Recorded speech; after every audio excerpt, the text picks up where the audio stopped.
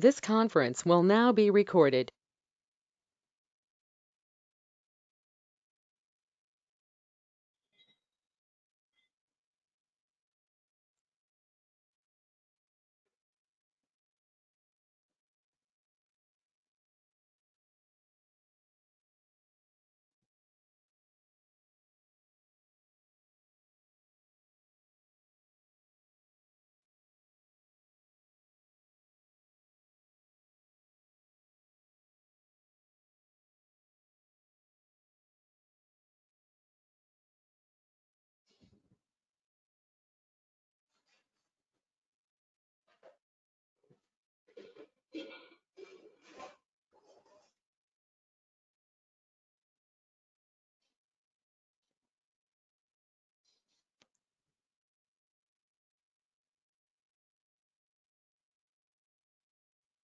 Okay, good morning, all of you. Today we are going to discuss the remaining unit from digital signal processing.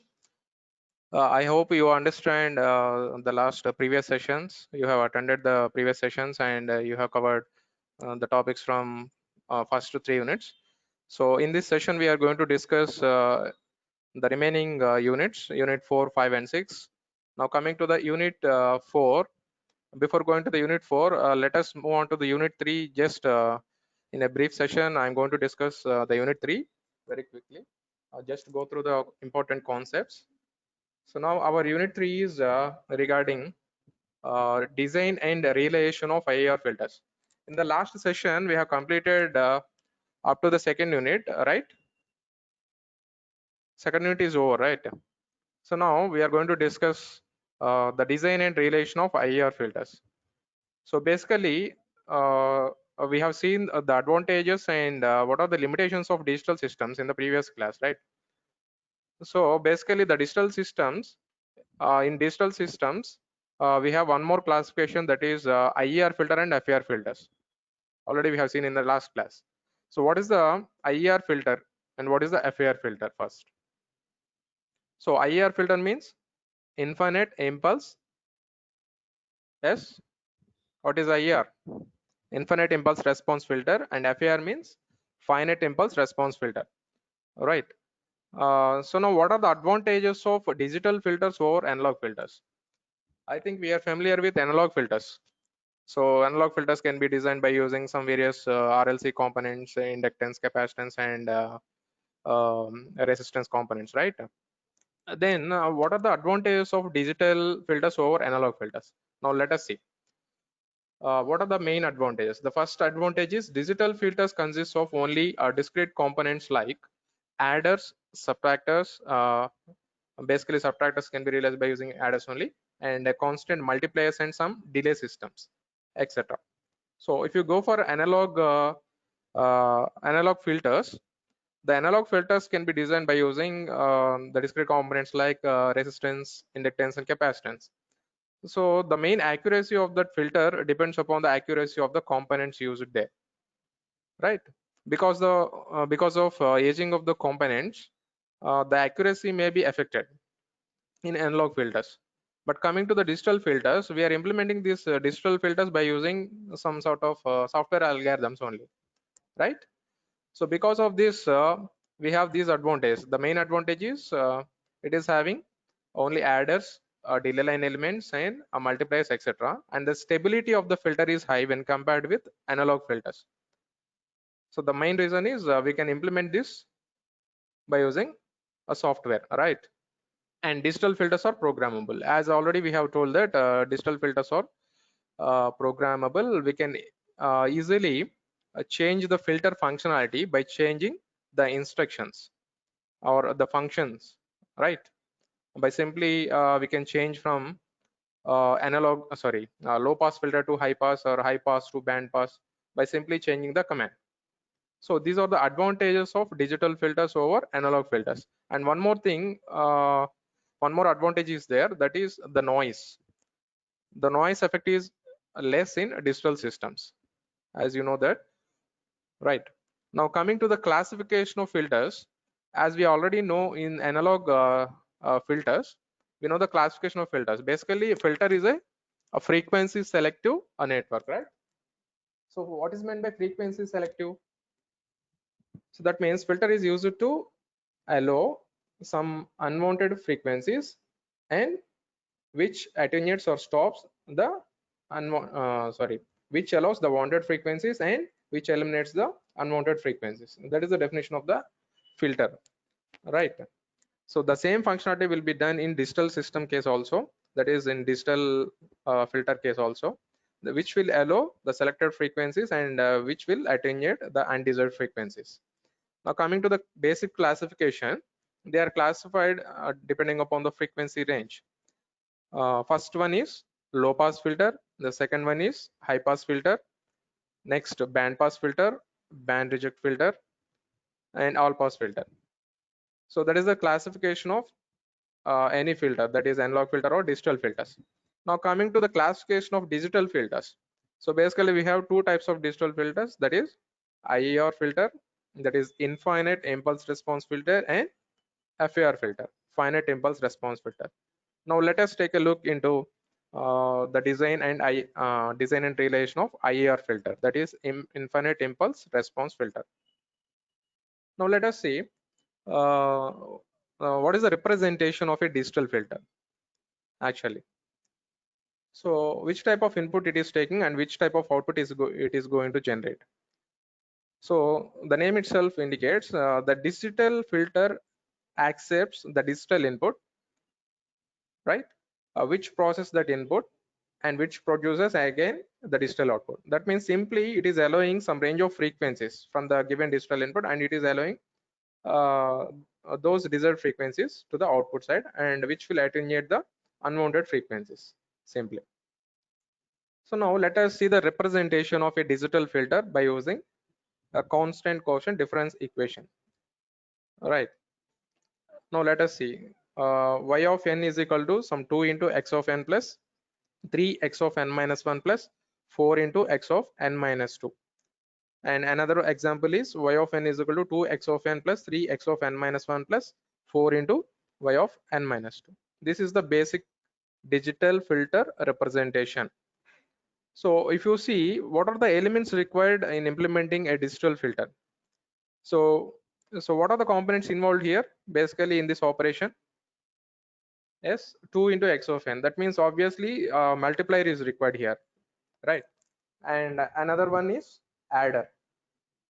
Plus symbol is there, that indicates the adder element, and some shifting operation is there, that is for example x of n minus 1, x of n minus 2, that indicates the delay. So basically what are the required components in implementing a digital filter? We require adder, a multiplier or scalar, and a delay line element. These are the basic elements required in implementing a digital filter. Now let us see the design of IER filters. So first of all, what is meant by IER filter? If you see the definition, the acronym of IER is infinite impulse response filter. So that means the impulse response of IER filter contains infinite number of samples, right? Now coming to the design part of IER filters, uh, as in the case of analog filters, we can directly implement those analog filters by using RLC elements. But coming to IER filters, it is difficult to design digitally. So we go for an indirect technique, that is first we are going to design analog filter with the given specifications, either low pass filter, high pass filter, band pass filter, or band reject filter, whatever it may be. Then after that, we will use some transformation techniques to convert from analog filter to digital filter, right? Did you understand?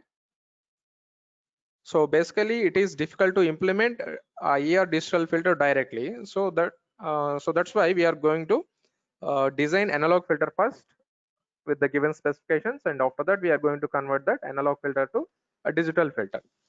So what are the parameters we have to look into this design while converting or transforming that analog filter to digital filter? So basically we'll design a stable filters, right?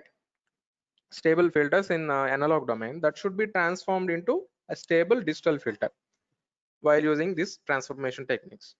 So what are the transformation techniques available for transforming analog filter to digital? So basically we have different types of transformation techniques. Those are impulse invariant method or impulse invariant transformation, and the second one bilinear transformation, and the third one is approximation of derivatives. All right, so now we are going to discuss these two techniques only, that is bilinear transformation, and the second one is impulse invariant method. So which are the effective transformation methods which can uh, use it to design, or which can use it to transform analog filter into stable analog filter into stable digital filter. All right, so you are familiar with the transformation techniques, right? So that's why I'm not discussing deeply with that techniques. Just I'm going through the design procedure of IER filter directly. Okay, so if you look into the procedure of designing IER filters, basically we can implement filters in different approximation techniques. So that means according to your application. Suppose if your application use if your application wants flat passband and flat stopband response, then we can go for Butterworth approximation. Otherwise, if your application can be tolerable with ripples, some ripples in passband, then you can prefer Chebyshev type 1 filter. So that means ripples will be there in passband and stop band is flat. Then coming to Chebyshev type 2 filter. So in Chebyshev type 2 filter, if you observe the frequency response, there will be ripples in stop band only. The flat band will, the pass band will be flat. There are no ripples in pass band. So that is Chebyshev type 2 filter. So now we are going to discuss about the Butterworth approximation, designing of IER filter, Butterworth IER filter. Right. Now let us see.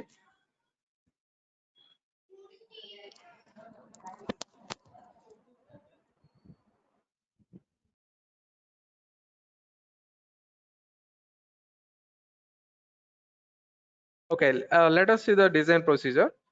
The first step. What is the first step here? So first we are designing analog filter with the given specifications. Before going to that, we are considering these following parameters of the digital filter which we require. So what are the parameters we look into this? That is passband gain at passband frequency, digital frequency, omega p, right? So this represents, omega p represents passband edge frequency. Similarly, this is AS, sorry, this is not AP, second one. This is AS, that is stop band gain, which is corresponding to the stop band edge frequency, that is omega S. Similarly, capital omega P is here. See,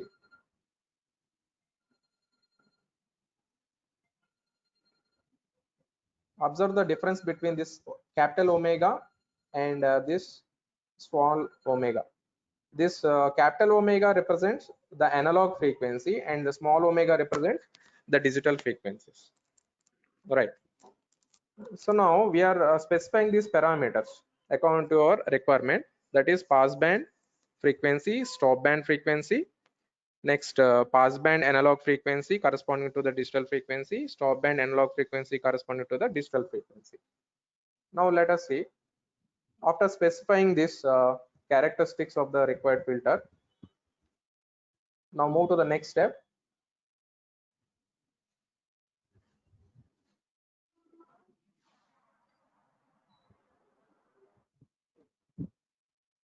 So basically these are the required characteristics, that is passband gain, stop band gain, and stop band edge frequency, pass band edge frequency, all this. If you observe this curve, this represents the ideal response and this curve represents the practical response. This is magnitude response characteristics. Now according to the specifications, now coming to the second step. So what is the second step? As we already we have told that first we are designing analog filter with the given specifications. Then after that we will use some transformation techniques to transform that analog filter to corresponding digital filter. In that case, we can use the transformation techniques like impulse invariant transformation and bilinear transformation. Now we have to select the transformation technique. So if you select impulse invariant transformation method, then what are the corresponding frequencies omega s and omega p and their relations? So this is the relation between analog frequency and digital frequencies. Capital omega s by omega p is equal to small omega s by small omega p. Similarly, for bilinear transformation method, this is the relation. So we use these transformations. So after that, what is the next step? We are finding the order of the filter. So how can you find the order of the filter? So as already we have derived these relations, just I am going through this direct formulas. So this is the order of the filter. You can substitute in this equation, you can get the order of the filter. Suppose if you are getting the order value as some fractional value, take the nearest integer, round off to the nearest integer and take the order, corresponding order of the Butterworth filter. Then moving to the next step, fourth step, determining the analog filter cutoff frequency. So if you select the impulse invariant transformation method, we will select the cutoff frequency. Analog cutoff frequency is equal to omega p by small omega p by 1 by ap square minus 1 whole power 1 by 2n. As we have already obtained the order of the filter, just substitute that order of the filter and small omega p, that is passband edge frequency of digital filter required. If you select the bilinear transformation method, you can use this formula, that is capital omega c is equal to, that is cutoff frequency of analog filter is equal to 2 by t, where capital T represents the sampling period, 2 by t tan of small omega p by 2 by 1 by ap square minus 1 whole power 1 by 2n. This is your fourth step. Then after determining this cutoff frequency, then what is the next step? Just depending upon your order of the filter, that is whether it is odd value or even value, then we will define the transfer function of that filter, h of s. Suppose if your n is even, so for example n is equal to 4, then we can take this form, h of s is equal to product of the terms from k is equal to 0 to n by 2, capital omega c square by s square plus bk capital omega c into s plus omega c square. Suppose if your n value is odd, then h of s is will be in this form. Then what is bk there? Small bk, that corresponds to this bk is equal to 2 sine of 2k minus 1 into pi by 2n. K takes the values from 0 to 0, 1, 2, like that. Okay. You can take these bk values. So once if you get this filter transfer function, then what is the next step? Now determine the the desired filter transfer function from frequency transformation techniques. For suppose if we want to design a high pass filter, right, a digital high pass filter, we can easily design the low pass filter first, and we can transform that low pass filter to any high pass filter or band pass filter or band reject filter by using some frequency transformation techniques. See, these are the formulas. Just by simply changing the s in your transfer function h of s to s by capital omega c, then you will get this unnormalized low pass filter. And if you want high pass filter, you can replace s by capital omega c by small s. Like that, you can obtain band pass filter, band stop filter by using this transformation, frequency transformation techniques. Okay, then after that, so as already we have told that once if you design that analog filter with the given transfer function, that is analog transfer function, we can convert into a digital transfer function by using conversion methods, that is impulse invariant method or bilinear transformation method. If you select impulse invariant method, then we can use these relations by converting that analog to digital transfer function. If this is if you select bilinear transformation method, you just replace s by 2 by t 1 minus Z inverse by 1 plus Z inverse, where capital T indicates the sampling period. It will be mentioned in the problem. Okay, right. Then finally, after the conversion of analog filter to digital filter, then what is the final step? We have to realize that filter by using some standard forms like direct form 1, direct form 2, cascade form, and parallel form. So basically, the design of IR filter involves these all 8 steps, right? So that is about design of IIR filter. Then coming to the design of Chebyshev IIR filter. So as we have already told that the difference between the Chebyshev and Butterworth approximation is the Butterworth filter has flat passband and flat stopband. But coming to the Chebyshev filter, it has ripples in passband, either in passband or stopband, depending upon the type of the Chebyshev. If it is Chebyshev type 1 filter, ripples will be there in passband and there will be no ripples in stopband. If you see the Chebyshev type 2, then ripples will be in stopband and the and the passband is flat. Now see the magnitude response of the Chebyshev type 1 filter. Now we are going to this design. We are going to design this Chebyshev type 1 filter according to the given specifications. The specifications are same, which is similar to your previous Butterworth filter, IR filter, and that is passband frequency and passband gain, stop band frequency and stop band gain. All these parameters will be given. According to these parameters, we will select one of the transformation techniques, that is either impulse invariant or bilinear transformation. According to that, we will have these relations. What are the relations here between analog passband, stop band frequency and digital stop band and passband frequency, select according to the selected transformation technique. Now moving to the third step, same, finding the order of the filter. Just the expressions are different here. So capital N is equal to cos H inverse of square root of 1 by AS square minus 1 by 1 by AP square minus 1 by cos H inverse of omega S by omega P. So in this case also, if your order is a fractional value, then you can round off to the nearest integer. So once if you find the order of the filter, then moving to the next fourth step, that is cutoff frequency determination.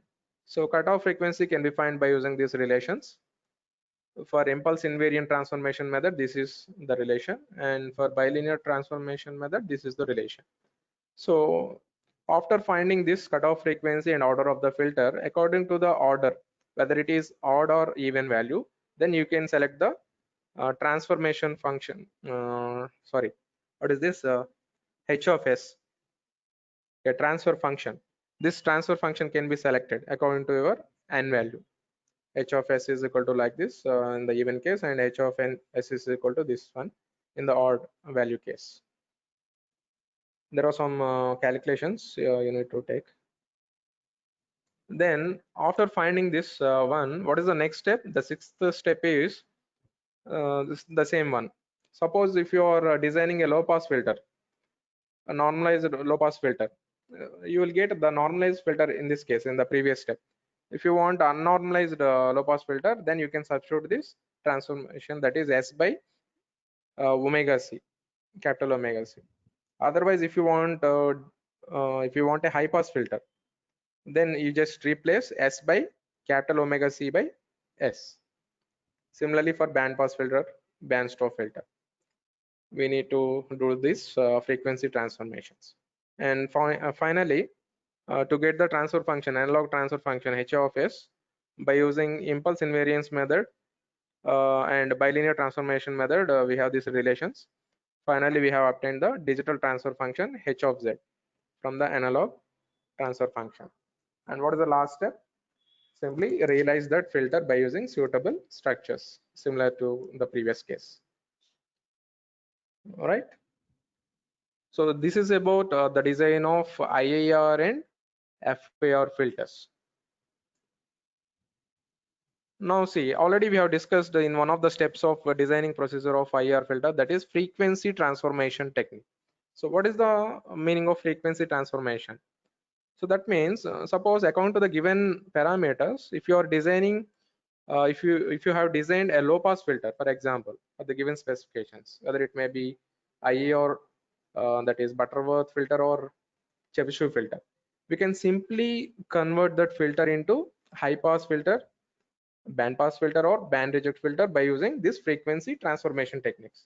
Then what are the frequency transformation techniques here? See, analog frequency transformation techniques. That means you are converting analog low pass to low pass. This is unnormalized.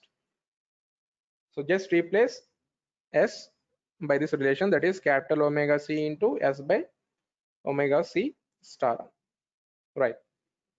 Similarly, if you want to convert low pass to high pass, this relation will be useful.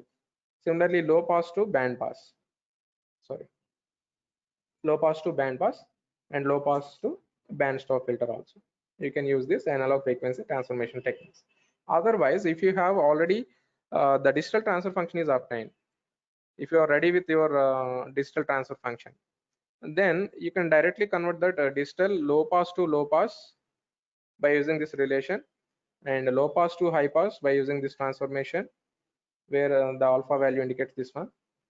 Similarly, low pass to band pass, this one, low pass to band stop. These are digital frequency transformation techniques, right? Then moving to the next one, next concept, that is realization. So now till now we have discussed the design of IR filters only. So now how to implement or realize these IR filters.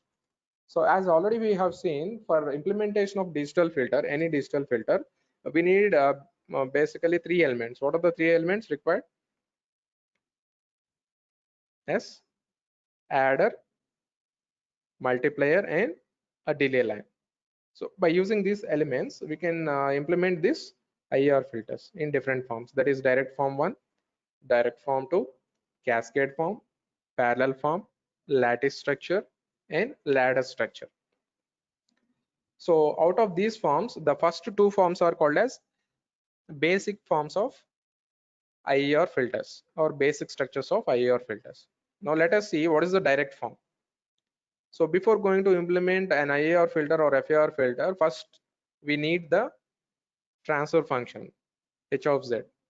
If you express that h of z in the form of a ratio of numerator polynomial to ratio, numerator polynomial and denominator polynomial, if you express your h of z in that form, then we can implement these IR filters in different forms. Now let us see. This is the difference equation of IR system, right? You know this one. Y of n is equal to minus summation over k is equal to 1 to n ak y of n minus k plus summation k is equal to 0 to m bk x of n minus k. So where ak and bk are the coefficients, that represents the coefficients of the numerator polynomial and denominator polynomial respectively. So you can express in difference equation form, or otherwise you can represent in transfer function form also, that is in the form of h of z. So whatever it may be. So first of all, we need to convert this transfer function, this characteristic, what is this? This is a difference equation, constant quotient difference equation. This difference equation must be converted into the transfer function by using z transform. So I am applying a z transform here simply on both sides, so that you will get y of z. So after that, I am assuming that this w of z is equal to some summation k is equal to 0 to m bk z power minus k x of z. So that means I am assuming this w of z, and after that I can write this y of z is equal to minus a1 z power minus 1 y of z minus a2 z power minus 2 y of z minus up to so on plus w of z. So where what is w of z here? This is your w of z, corresponds to the summation. So by simplifying like this, I can implement this in this direct form, right? So basically it has two parts, that is this one input section and this one is output section, right? So as already we have decomposed that y of z into two parts, so that is w of z part, and the first part is this one. So this corresponds to poles and this corresponds to zeros, right? So like this we can implement in a direct form 1 by obtaining the transfer function or by having the difference equation. So this is direct form 1. Then moving to the direct form 2. So what we are doing here, observe. So first we have the constant quotient difference equation of the corresponding filter, and after that I am trying to obtain the transfer function, that is h of z is equal to y of z by x of z is equal to b naught plus b1 z power minus 1 up to so on z power minus m. So this is a ratio of numerator polynomial to the denominator polynomial, right? This corresponds to zeros and this corresponds to the poles, this equation. So now I am splitting this into two parts, that is y of z by w of z into w of z by x of z. So I am taking this part as w of z by x of z as this ratio, that is 1 by 1 plus a1 z power minus 1 plus a2 z power minus 2 plus up to so on this one. So that means I am separating the poles and zeros part like this, and my y of z by w of z is equal to this one numerator polynomial b naught plus b1 z power minus 1 plus b2 z power minus 2 plus up to so on bm z power minus m. So where m and this n, so m indicates the order of the numerator polynomial, n indicates the order of the denominator polynomial. Okay, now let us see the implementation in direct form 2. See, so in this case I am taking m is equal to n. Now let us observe the differences between direct form 1 and direct form 2. Have you find any differences? So which one is having which one is advantageous, the direct form 1 or direct form 2? So if you see the direct form 1 and direct form 2, direct form 2 is better than the direct form 1. Why? Because see, we can observe these following things while comparing this direct form 1 and direct form 2. So in direct form 1, how many multipliers, adders and delay lines are required? See, for m minus 1th or n minus 1th order IOR system, the direct form 1 requires m plus n minus 1 multipliers, m plus n minus 2 adders and m plus n minus 2 delay lines. But in the case of this direct form 2, they have reduced, right? See, in direct form 2, the number of delay lines are reduced. Almost it is half when compared with direct form 1. So similarly, another difference, that is if you see the structure of direct form 1, this is non-canonical form, right? And this is canonical form, which uses minimum number of delay line elements. Similarly, it requires more amount of memory when compared to direct form 2. It is not efficient. And coming to this one, it requires less amount of memory since it requires less number of delay line elements, right? So these are the basic differences between direct form 1 and direct form 2. Coming to the implementation of real-time IR filters, direct form 2 is preferred over direct form 1. So these are the basic structures of IR filters only. In our syllabus, these are mentioned. So that's why I have discussed those structures only. Now coming to the unit 4, that is finite impulse response filter.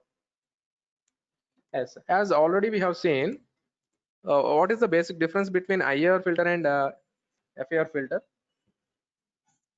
So IR filter means it contains the impulse response of IR filter contains infinite number of samples, and similarly FIR filter contains FIR filter impulse response has a finite number of samples, right? Similarly, if you observe the transfer function in the case of IR filter, yes, So what will be the transfer function form? The transfer function is having the numerator polynomial and denominator polynomial. The roots of the denominator polynomial gives you the zeros, and roots of the denominator polynomial gives you the poles. But coming to the FAR filter, we have only zeros.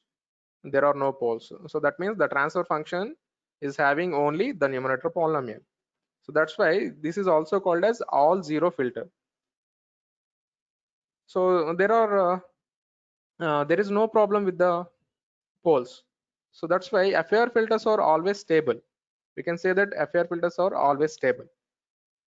So these are better than IR filters in terms of stability.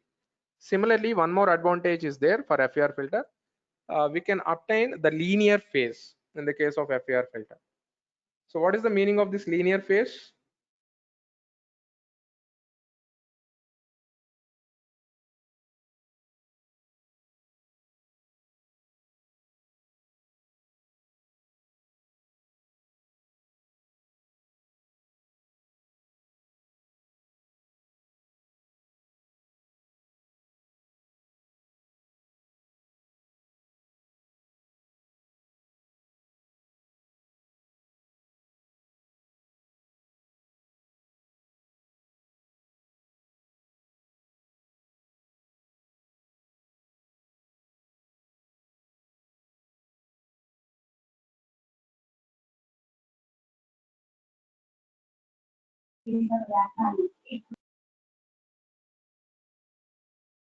Okay. So now see the example of FAR filter here. The response of FAR filter depends only on the present input samples, but in the case of IR filter, the present response depends upon the present and past values of the excitation as well as the past values of the response or output. So now see the example of FAR filter. The impulse response h of n is equal to, it is having only finite number of samples 1 2 1 0 3 1 4 like this, right? Similarly, this can be implemented using recursive or non-recursive structure. Okay, these are the characteristics of FAR filters. Then coming to the advantages, as already we have discussed, these are always stable and having linear phase. This can be realized using recursive and non-recursive structures. As there are advantages, some limitations are also there for this FAR filters. That is, implementation of narrow transition band FAR filters is very costly. So what is the meaning of narrow transition band? If you see the ideal filter case, we have only the pass band and stop band. There will be no transition band. But coming to the implementation of practical filters, there will be one more band that is called as transition band in between pass band and stop band. So basically this transition bandwidth must be very small. That means the changeover has to be takes place immediately from pass band to stop band. That is the ideal filter case. So practically it should be as minimum as possible. So to implement that narrow transition band FAR filters, we require more complexity, more components, more hardware components such as adders and delay line elements. So that is the basic disadvantage. And one more thing is memory requirement and execution time are very, very high. So remember these limitations. So according to our application, we will select either IR or FAR filters. Okay, based upon our requirements. Even though these are stable and having an exact linear phase, in some applications we prefer IR filters. In some applications we prefer FAR filters. Okay, then moving to the next concept, that is linear phase FAR filter. So how can we implement this linear phase FAR filter? So if you see the transfer function form of a FAR filter, so as already we have told that it is having only zeros part, that is h of z is equal to which is having the finite length n is equal to 0 to n minus 1 h of n z power minus n. This is the transfer function form of a FAR causal filter, right? So only causal systems are realizable. We know that, right? So that's why I'm taking this FAR causal filter. That is h of z is equal to summation n equal to 0 to n minus 1 h of n z power minus n. So where h of n indicates the impulse response of the filter. So if you want to find the frequency response of this filter, then we can simply substitute z equal to e power j omega.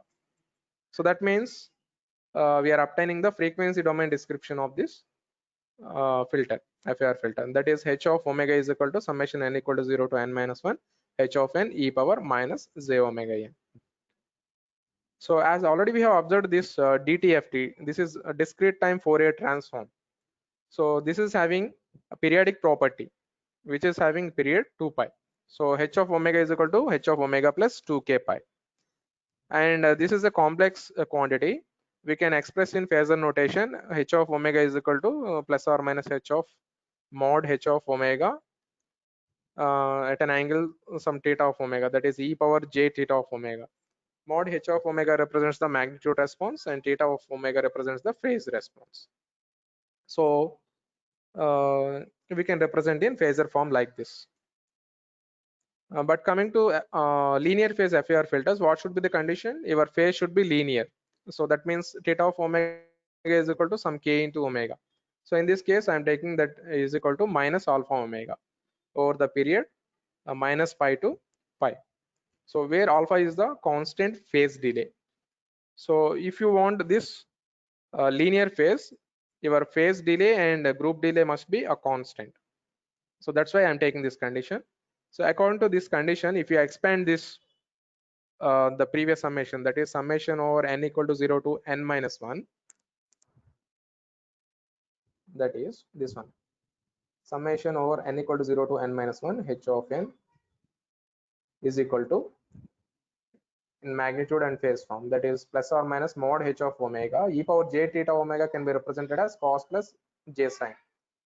And after this simplification, you are going to find this one, you will get this one. So this must be 0.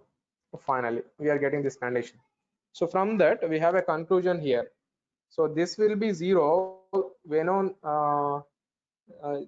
if and only if h of n is equal to h of n minus 1 minus a small n, right?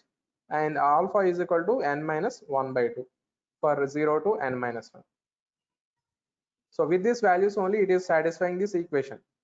So that means your h of n is equal to h of capital N minus 1 minus n means what is this condition?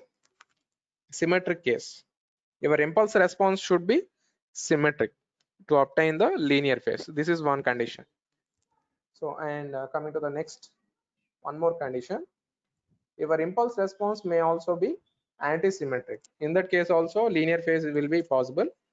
Look into that one.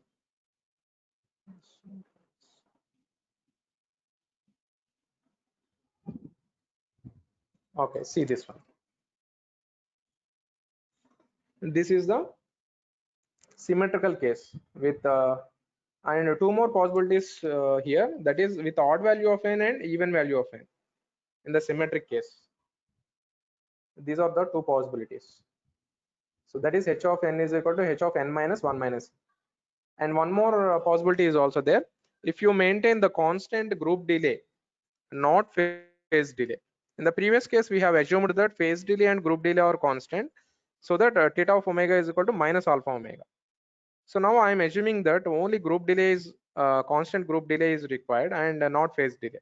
Then your phase will be in this form, theta of omega is equal to beta minus alpha omega. Now in this case, if you simplify this expression, you will get this condition for beta is equal to pi by 2, for example. You will reach this conclusion. This summation must be equal to 0. This condition is satisfied if and only if h of n is equal to minus h of n minus 1 minus n and alpha is equal to n minus 1 by 2. So this is called as anti-symmetric case, this one. with the center of symmetry alpha is equal to n minus 1 by 2. Now let us see, in this antisymmetric case also we have two possible cases, that is with odd value of n and even value of n. See the responses in both the cases. In antisymmetric case with the odd value of n and even value of n. So finally we have two conclusions here. Yes. So what is our final conclusion? For FIR filters having the linear phase, what should be the condition? The impulse response should be symmetrical or anti-symmetrical. That is, h of n is equal to plus or minus h of n minus 1 minus n. So that is our conclusion here. Now moving to the next concept, that is frequency response of linear phase FIR filter. So as already we have seen, to obtain the linear phase, our impulse response should be symmetrical or anti-symmetrical. In both the cases, we have different possibilities, that is with odd value of n and even value of n. That is the order of the FIR filter. Now let us see the frequency response in all these cases, 4 cases. How the response is, and how the frequency response is, and how the impulse response. In the first case, I am taking frequency response of linear FIR filter, linear phase FIR filter, when impulse response is symmetrical and odd value of n. Let's see the response here. This one with odd value of n, that is I am taking n is equal to 9 in this case. This is your center of symmetry, that is alpha is equal to n minus 1 by 2. So it is going to be repeated like this with a period 2 pi. And this is first type of linear phase FIR filter. The second type, your magnitude function will be like this, and a phase function will be like this. As already we have derived these equations, just I am going through the formulas only, direct expressions. This is on the even value case in symmetrical with even value of n. See, in this case, this is the center of symmetry.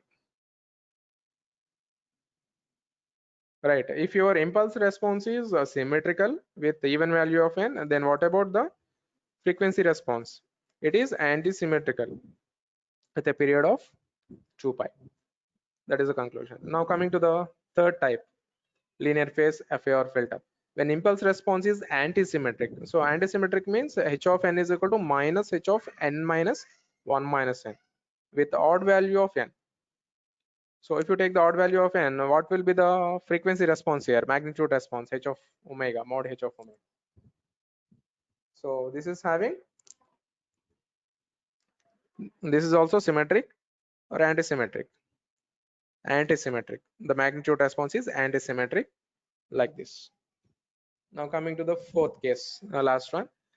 If your frequency response, if your linear phase FIR filter having the impulse response anti-symmetric and even value of n, then this is the possible type of frequency response.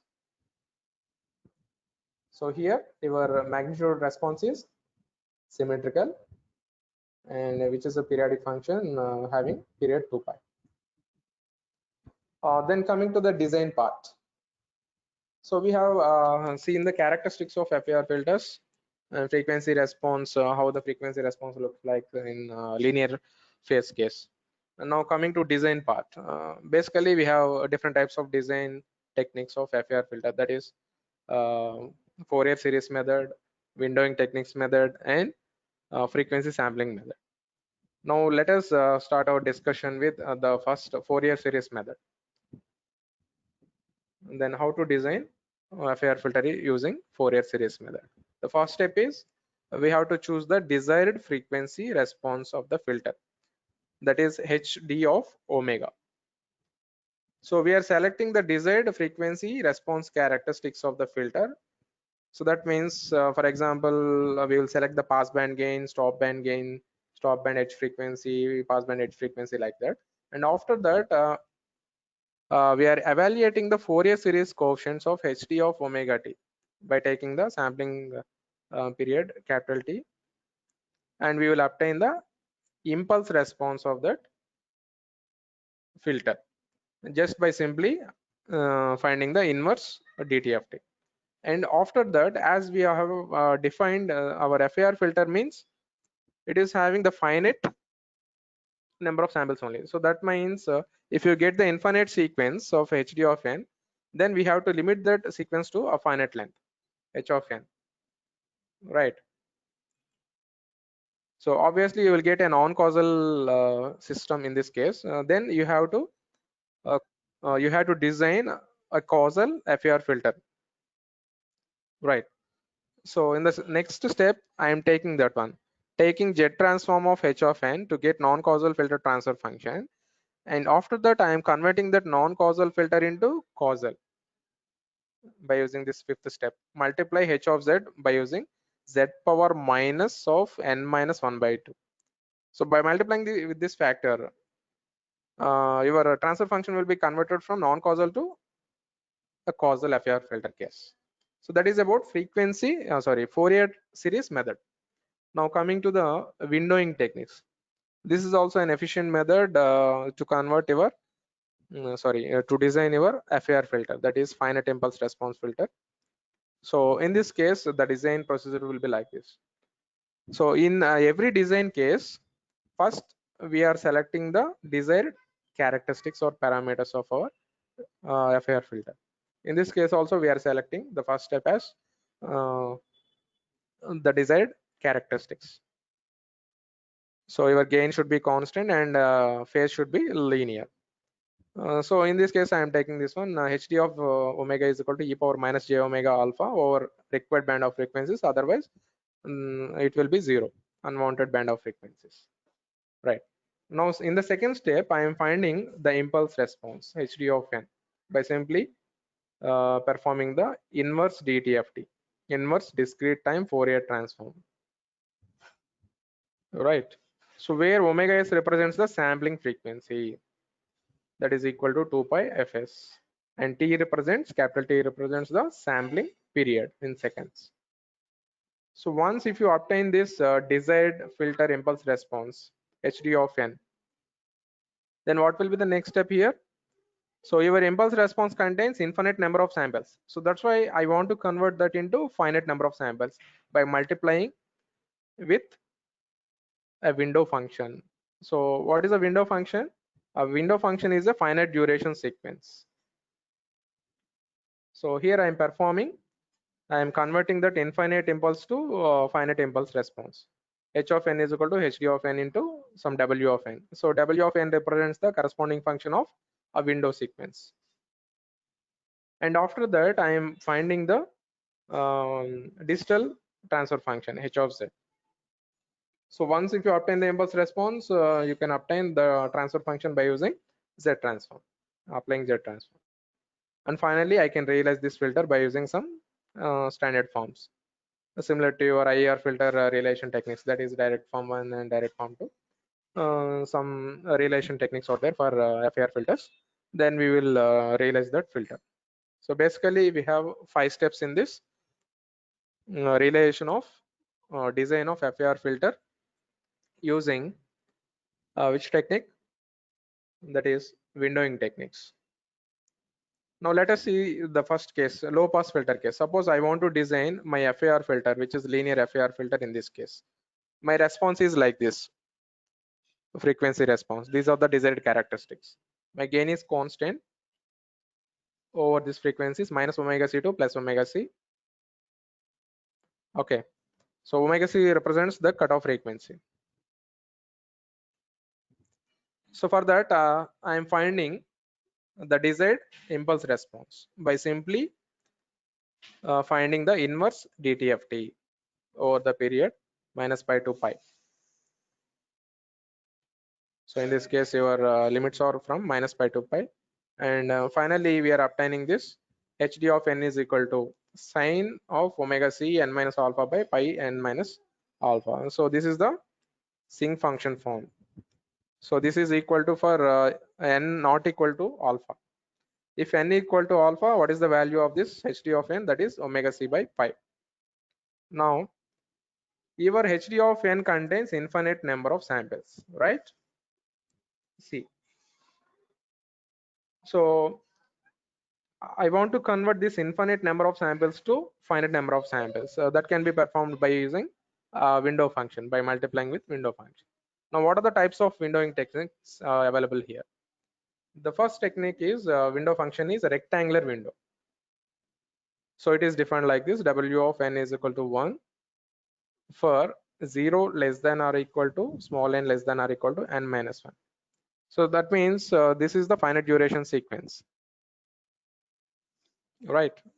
This is similar to your step response, but it is limited to from 0 to some n minus 1. This is one example. This is having some 0 to 100 length. This is window rectangular window. And the second one, Hanning window. Hanning window is defined like this with this function: W of n is equal to some 0.5 minus 0.5 into cos of 2n pi by n minus 1, which is having samples from 0 to n minus 1, capital N minus 1. Okay, so this is Hanning window. And Hamming window, W of n is equal to some 0.4 minus 0.46 cos of 2n pi. As this is some modified form of the previous one, Hanning window. This looks like similar, but there is some difference. So here there is a gradual change. Observe here from this one. Observe this difference. In terms of transition width, we can see the differences. Now coming to the Blackman window, this is having window function like this: W of n is equal to this one, 0 to n minus 1. This is triangular window. It is different like this: W of n is equal to 1 minus 2 mod of n minus 1 by 2 by n minus 1 from 0 to n minus 1. All right. Now see the differences, frequency domain characteristics of some window functions. So as already we have seen the different types of windows, that is rectangular window, Bartlett window, Hanning window, Hamming window, and Blackman window. There are some differences in terms of stop band attenuation, peak side lobes, and approximate transition width of main lobe. So which is having less amount of transition width of main lobe. See, rectangular window. Yes. Then coming to the minimum stop band attenuation, which is having the minimum stop band attenuation minus 21 dB. That is for the rectangular window like that. And Blackman window is having minus 78 dB minimum stop band attenuation. Right. And this is about peak side lobe. So that is about the procedure of designing FAR filter using windowing techniques. Then coming to the frequency sampling method. So this is the procedure for designing of FAR filter using frequency sampling method. First, we are selecting the desired frequency response, HD of omega, and after that, we are performing this sampling process, and we are taking the n number of samples here, n points, with spacing. This omega is equal to omega k is equal to 2 pi by n into k. So where k is varying from 0 to n minus 1.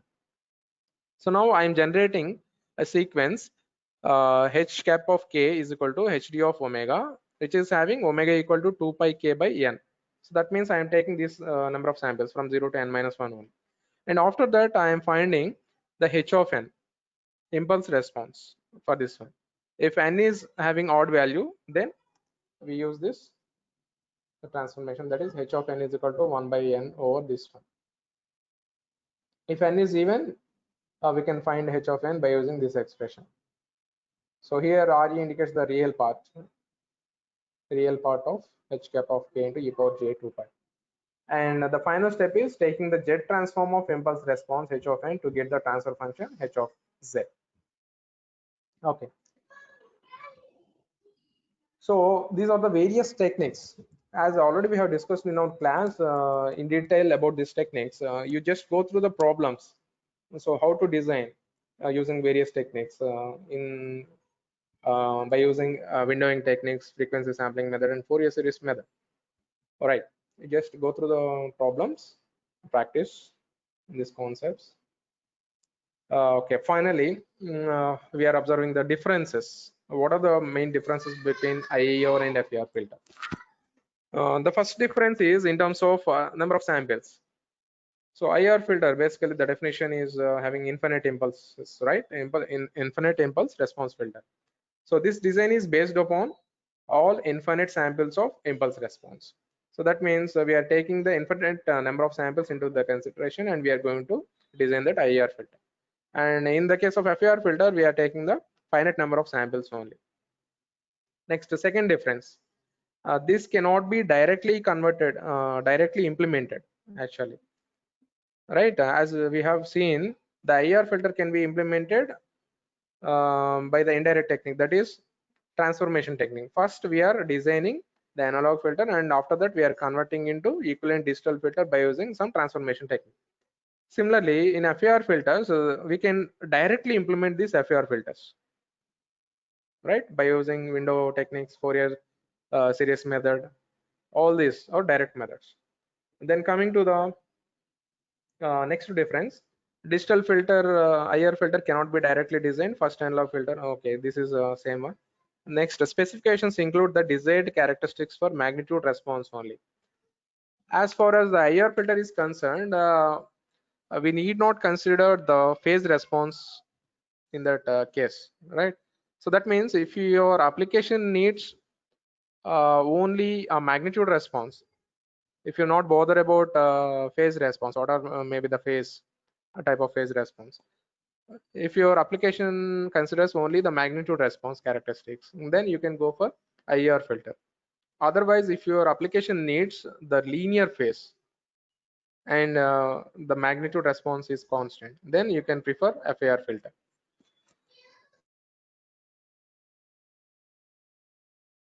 Last one, linear phase characteristics cannot be achieved in IR filter case, and linear phase characteristics can be achieved. And FAR filters are always stable when compared with IR filters, as there are no poles concept, right? But then coming to the realization of FAR filter, there are different realization techniques, that is direct form realization, transposed form, cascade realization, lattice structure, and linear phase realization. So out of these techniques, in our syllabus, we are going to discuss about this direct form realization, transposed form, and linear phase realization. Right. Now look into this direct form realization. So this is somewhat similar to your direct form one in the case of IR filter. So first I am writing this response of the filter y of n, and after that I am applying a Z transform for that one and expanding that expression b naught y of z equal to b naught into x of z.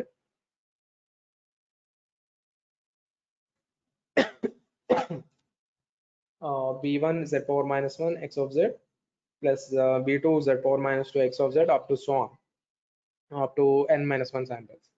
And after that I can implement, so what are the basic elements required in this case to implement this FAR filter in direct form? So you just simply need a delay line, next adder, and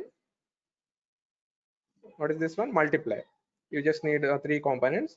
And how this can be implemented by using canonical structure. See, this is also called as tapped delay line structure. Tapped delay line structure. This is very simple.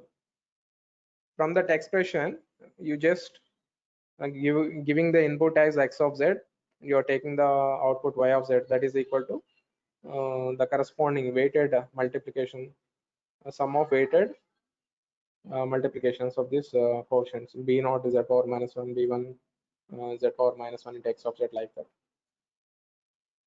This is also called as tapped delay line structure, and this is direct form. Then coming to the transposed form. So how can you implement a transposed form? We can implement a transposed form in IR and FAR systems. So what is the procedure? See here. transposed form. So first we are realizing the given difference equation or transfer function by using direct form structure, and after that reverse or transpose the direction of signal flow and interchange the input and output nodes, and after that replace the junction points by adders and adders by junction points, vice versa. After that fold the structure, which is the transposed form relation of your FIR filter. So that means it is very simple. Okay, see here. What I am doing here is just I am reversing the signal flow graph directions. See, this is a direction coming from here to here, this node. Just I am reversing these directions, and after that I am interchanging this input node and output node, right? And I am performing the interchanging of junction points by adders and adders by junction points.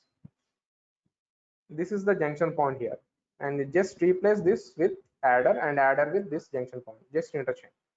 Simply you can obtain the transposed structure of FAR system or IR system. It is similar to both IR and FAR. And then coming to the most important relation, that is linear phase relation. In the previous case, we need not bother about the phase, but I am going to consider the linear phase relation. So that means your impulse response should be symmetrical or anti-symmetrical. That is, your h of n or h of k is equal to plus or minus h of n minus 1 minus k, symmetrical or anti-symmetrical case. If it is equal to plus h of k is equal to h of n minus 1 minus k, then it is called as symmetrical FAR system. Otherwise, it is called as asymmetrical FAR system. Now let us see the first case. N is having odd value, direct form relation of FAR system when n is having odd value. Just we are utilizing the direct form relation in linear phase implementation. I am going to implement like this for odd symmetric case. In the even symmetric case, your implementation will be like this. See, this is similar to your direct form, but it is a linear phase. Linear phase means we are taking the condition that is your impulse response is symmetrical or anti-symmetrical. So that is about the IAR and FAR filters case, right? So now coming to the next unit, that is multi-rate signal processing.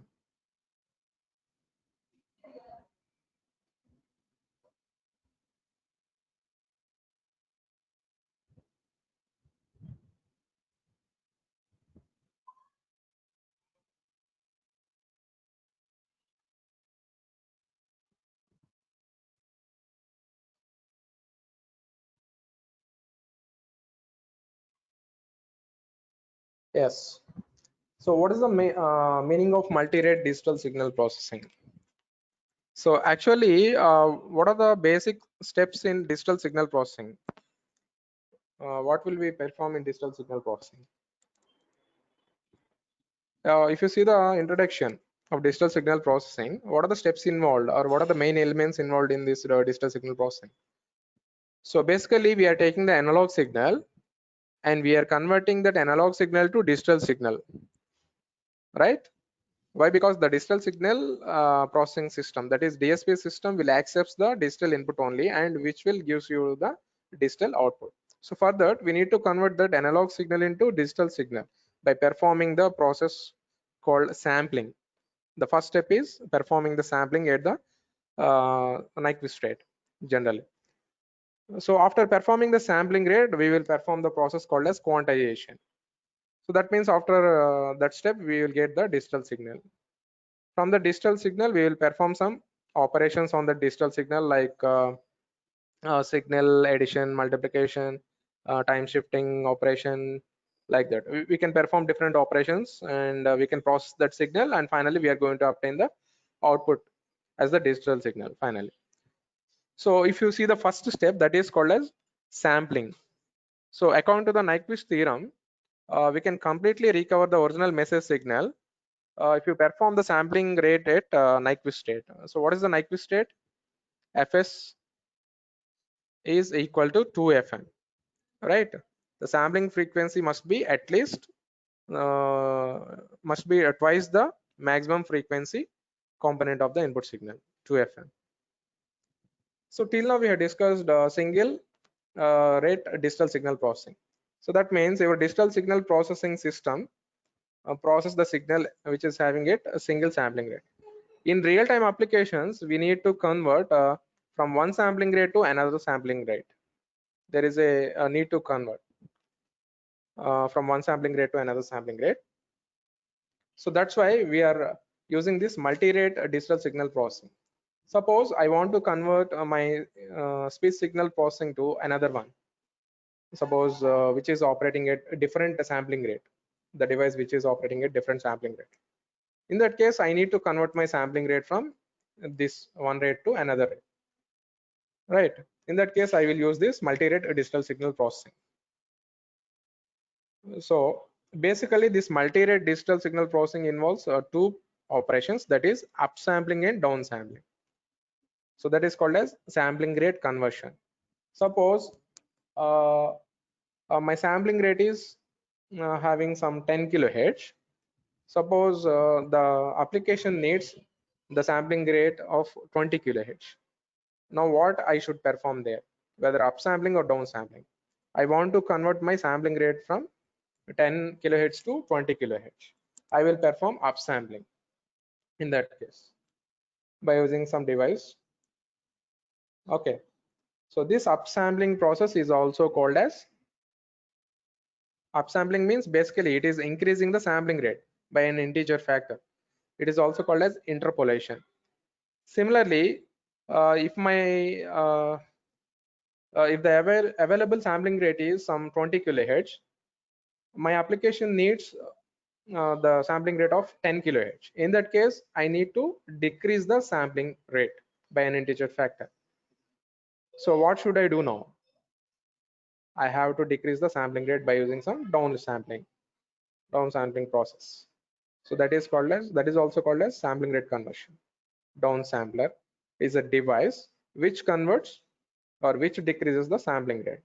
Basically, that process is called as downsampling process. The device which performs the upsampling process or interpolation, which is called as upsampler, and the device which uses or which converts, which uses the downsampling process, which is called as downsampler. These are the devices. Now coming to the operation, upsampling process. So how can you perform this upsampling process, which is interpolation? Suppose my input sequence is x of n. Now I want to increase the sampling rate of this x of n. I want to perform the upsampling process with an integer factor L. So how can I perform this upsampling process? In time domain, you can see this process as like this. I'm adding simply a zeros, right? Increasing the sampling rate. So upsampling process is implemented by inserting L minus equidistant zero value samples between two consecutive samples of x of n. So this will not disturb my data. Actually, this will not change my data. It just increasing the sampling rate, that's all.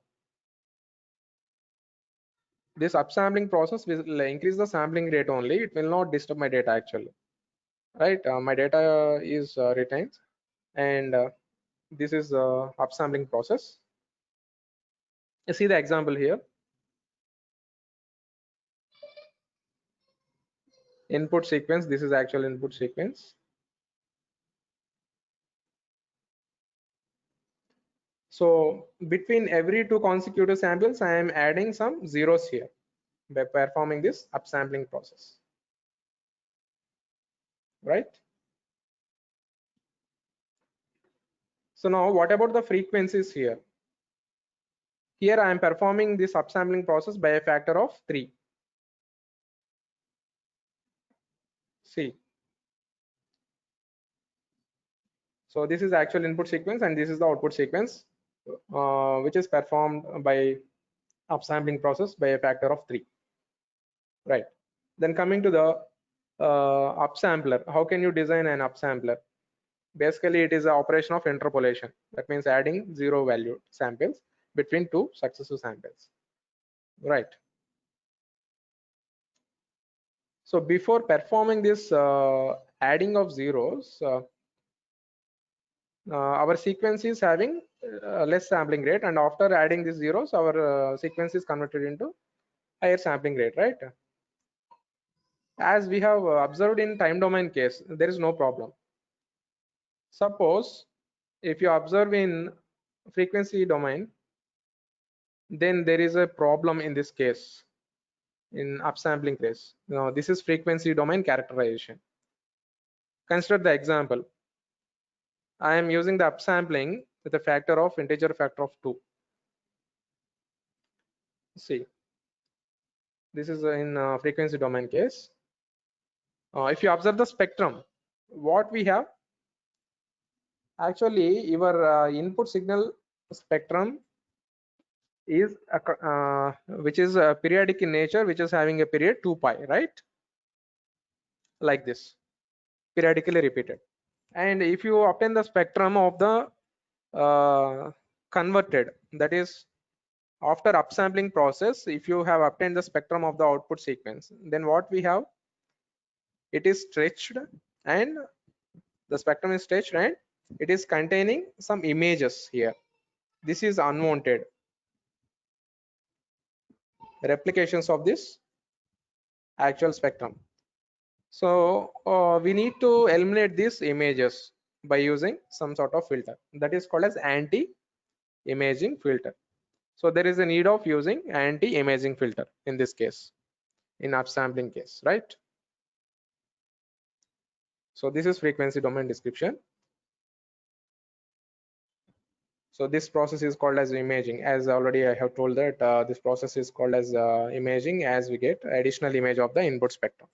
Okay, no problem. Then coming to the downsampler case.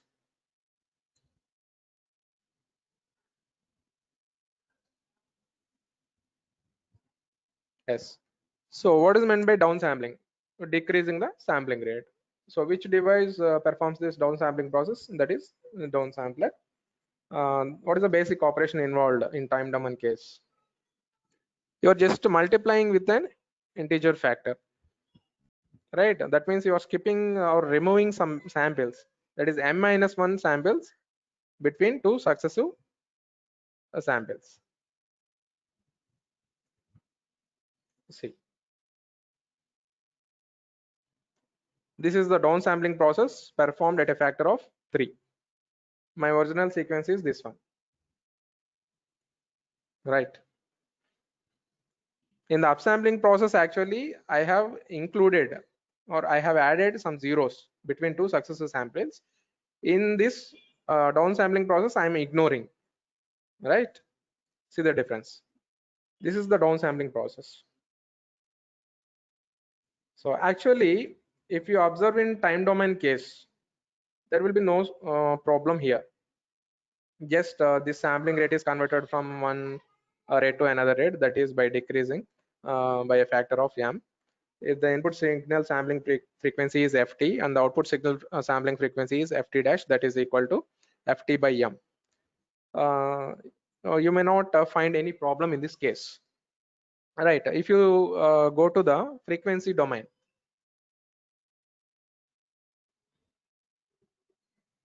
downsampler in frequency domain. So by performing this process, you can obtain the spectrum of the output. See, this is your input spectrum. Before performing the downsampling process, this is the input spectrum. And after performing this downsampling process, what is the spectrum you are obtaining here? Yes. So there is some aliasing here. There is some overlapping between high frequency and low frequency components. So this is called as aliasing. So that is a problem in this downsampling case. then how can you avoid this aliasing? Yes, there should be anti-aliasing filter. Similar to our anti-imaging filter, we are going to use anti-aliasing filter in the downsampler case, right? So in downsampler case, we are using anti-aliasing filter. In the case of upsampler, we are using anti-imaging filter. So that is about downsampling and upsampling process. So that means you are converting sampling rate to low to high and high to low. You can convert by an integer factor, m or d. Okay. Suppose in some applications, I need to convert my sampling rate from integer to some fractional value. In that case, I can use the simultaneous process of upsampling and downsampling by a factor of I by d. I can perform I by d, right? Combinedly downsampling and upsampling. So that means I am going to cascade these two systems, that is upsampler and downsampler. A multi-rate system is performed by interconnection of upsampler and downsampler, right? Suppose if you want to cascade these two, upsampler and downsampler, in which order they have to cascade? What should be the first stage and what should be the second stage? There may be two possibilities, right? The first stage may be upsampler and the second stage may be downsampler, or the first stage may be downsampler, or second stage may be upsampler. But which one is the suitable one or the best one? Now let us see. Consider the two possibilities. The first case is I'm having the input stage as downsampler and the output stage as upsampler. Second possibility, cascading of upsampler with downsampler.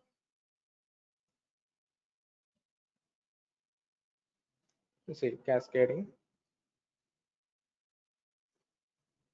In the first case, I have obtained this sequence y1 of n like this. In the second case, cascading like this, I will obtain the y2 of n like this.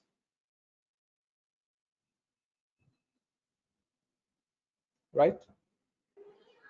Filters in sampling rate alteration system. As already we have discussed, what are the types of filters required in the upsampler case and the downsampler case, that is anti-aliasing filter and anti-imaging filters, right?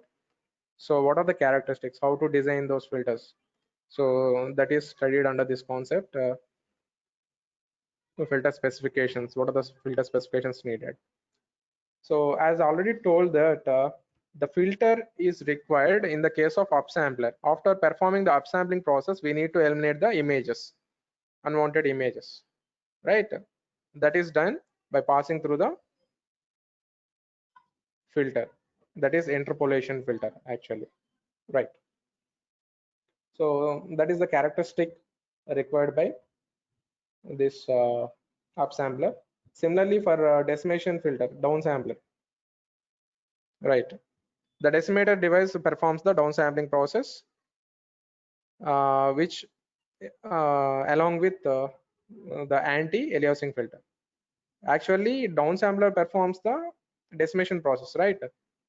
The combinedly decimator along with the anti-aliasing filter, which is called as a decimator device. This one, interpolation, and okay, just go through these concepts. There are some applications in this unit you need to study, that is speech processing, speech synthesis, subband speech subband coding, like that. We go through the applications. Due to the shortage of time, I'm going to conclude this session. Okay, we just go through these concepts. So entirely the unit 7 is about multi-rate signal processing system, right? Unit 5, sorry.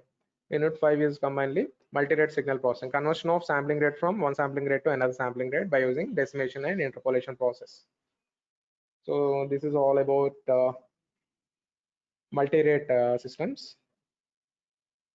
Then coming to the last unit, actually the last unit deals with the DSP processor architectures and there are different types of DSP process, right?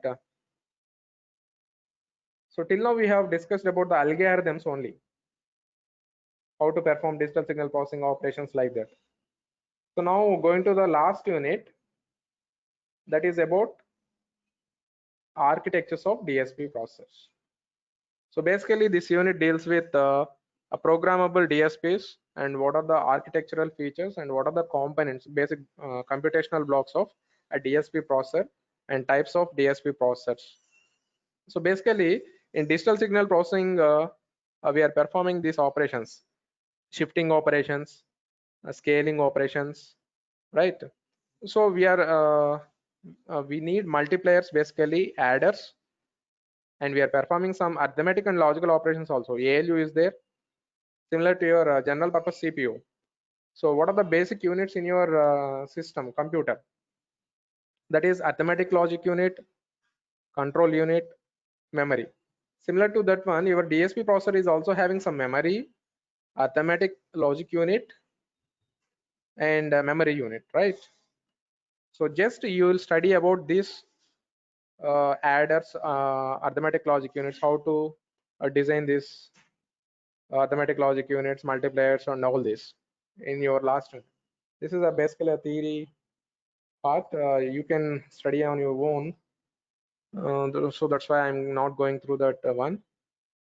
Just I will share that one. Okay. So that's all. That is about our DSP. Most of the students are waiting for exam cancellation. I think exams will not be cancelled. So be prepared and prepare well for the examinations. Okay. Don't believe the rumors. Just practice, practice, practice, and practice. So that's all. If you are having the more practice on this DSP problems, then you can get the 10% in this subject. You just go through practice. That's all. My task is over. Your task is remain. So okay. Thanks for joining this revision classes. I'm going to end this session. Okay. Thank you all. Be safe. Okay. Goodbye.